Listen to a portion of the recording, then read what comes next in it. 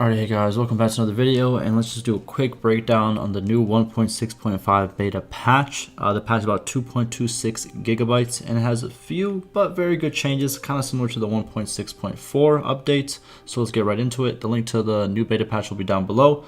Also, my kind of like patch notes, or pretty much all the links and everything that I say in this video will be down below in the description as well. You can read along, or you can read it after, whatever you would like. In this video, we're going to be going over all the important changes, minor changes, and all that will be obviously in the patch notes or down below. And yeah, let's get right to it. So we're going to start with single player, multiplayer, and then both. So single player first, they added one Aserai crown, two Battanian armours. One of the Battanian armours is called the Battanian Long Tartan, and the other one is called the Battanian Kilt over Tartan Trousers.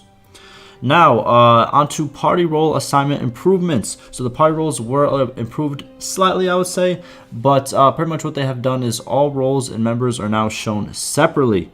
The automatic assignment of party leaders to open roles within their party is now reflected in the UI. So you can kind of see it better now. It makes a lot more sense, and just a little bit minor, but I think it will play a big role. Next, they added world map notifications that trigger when the player loses a trait. So if you ever lose a trait, now you don't have to just kind of like, pretty much like remember, hey, did I lose this? Did I not lose this? It will be notified to you.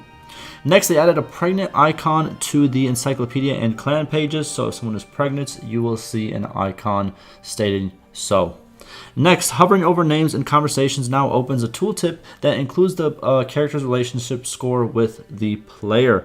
So if you're ever mid conversation and maybe you want to get them on your side, get that clan onto your kingdom or anything like that, and you want to see what the relationship is, you can just mouse over there over their name.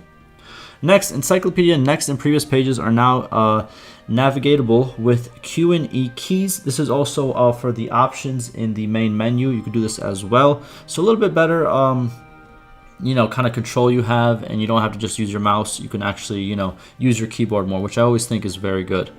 Also, with that, the scoreboard can now be closed with the enter key when the mission is over. So whenever you're done with a battle, you don't have to actually, click the button. You can just press enter and go through it. Again, very good.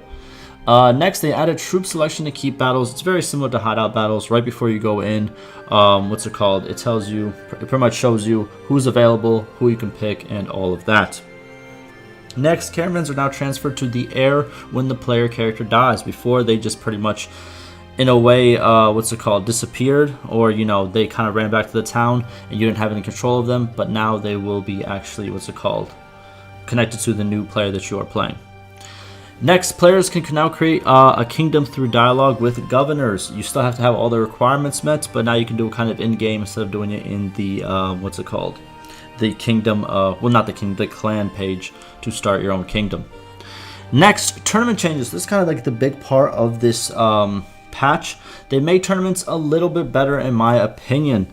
I've seen a lot of other people state kind of like what they think of these tournament changes. I think this is good, but I think there's a lot more that can be done. But I think this is a very, very good thing to actually make tournaments viable as the game progresses, because they aren't very viable after pretty much maybe like I would say 2-3 hours of gameplay. After that, it's kind of like, none of the rewards are actually worth actually playing the tournament unless you just want to do it for fun. But with that being said, here are the tournament changes. Tournaments are now auto-simulated after 15 days without player interaction. So they just keep going now. They don't just, happen whenever you're in town or something of that nature. And what this also means is the tournament's winner will now receive an elite reward, a reward that costs 5,000 dinars if there are 4 or more notables in the tournament, player included. So pretty much what this means, 5,000 dinars is the top of what the prize can be, and this prize will be 5,000 if there are 4 or more notables in the tournament, and this can be you included. So this can be you and 3 other notables. Now, the value of the reward scales with the number of notables that participate in the tournament. If there are less than 4 notables in the tournament, the player will receive a random regular reward, which costs between 1,600 and 5,000. So, yeah, pretty much scales. Now, if the winner is the player character or a clan member who is in the main party, like the same party that you walked into town with, the tournament prize will appear in the player's inventory. So very good. Even if your clan member actually wins, let's say the last battle is between you and the clan member. If he wins in B2, you still get it because he's part of your main party, which makes sense. And then they say, otherwise, the value of the prize in dinars will be given to the winner's clan. What that means is pretty much if you don't win, or if a clan member in your main part doesn't win, if just pretty much a AI wins, their clan will be rewarded the dinar value of that prize, not the prize itself. Now, non-hero troop distribution has been changed. So what this means is pretty much what troops you will see participating in the tournament. So it won't be as random. It's a little bit more calculated now. 40% tier 3 troops, 40% tier 4 troops, and 20% tier 5 troops in both tournaments and practice fights. So no more kind of like peasants and stuff of that nature. It's more skilled fighters, and it's actually better for you to actually train with those if you are new to the game. And also, if there aren't enough troops to hold this condition in the garrison, pretty much this is where I forgot to mention, these troops, the 40% tier 3, 40% tier 4, and 20% tier 5, are taken from the garrison to fight in the tournament in the current town that you're in. If, there's not enough units of those kind in the garrison, they will just be filled with random tier 3 to tier 5 troops. And also, they updated the tournament game menu text, so it looks a little bit better. Very good to see. I think it's a very good start. And also, down below in the patch notes, they added additional lines for surrender demands and comments from NPCs that have participated in tournaments with the player. So now you kind of I like that they added this, and I feel like they can add a lot more things like this. So what this means is, for example, let's say you won against an NPC in a tournament. If if you meet them in battle somewhere else and you beat them, pretty much they will kind of talk to you different because they have fought with you. So very cool to see. Now on to multiplayer. So map changes were made to 3 maps. I'm going to butcher these names, but I'm still going to say them. Echerian, Zana, and Izar Stronghold. All of them are on the screen right now if you wish to pause and see all of the changes, but they do look significant, so good to see.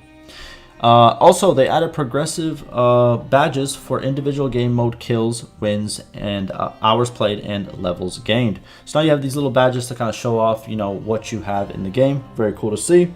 Now onto both. So mostly it's optimization fixes and bug fixes, but like always, we do have modding changes, and the changes are still coming with the proper explanation and documentation, as we've seen in 1.6.4. It looks like, again, it's a good handful of changes, and hopefully this does help modders further. I didn't see anything about the skeleton, but I might be mistaken. Maybe it was worded a little bit differently, but I know that's one of the key things that modders are looking for, a way to change the skeletons in-game to make custom characters. But that pretty much does it for all the changes. I'm going to end my video like I end most of my video. Thank the developers for all of the changes they are bringing and for staying active. And I have links down below for a couple things. If you're crashing after the update, there is a link to how to fix that. Also, if you don't know how to get to the current patch and you are on Steam, there's also a link on how to fix that as well. And that'll pretty much do it for me. Hopefully the video was informative, and like always, stay safe.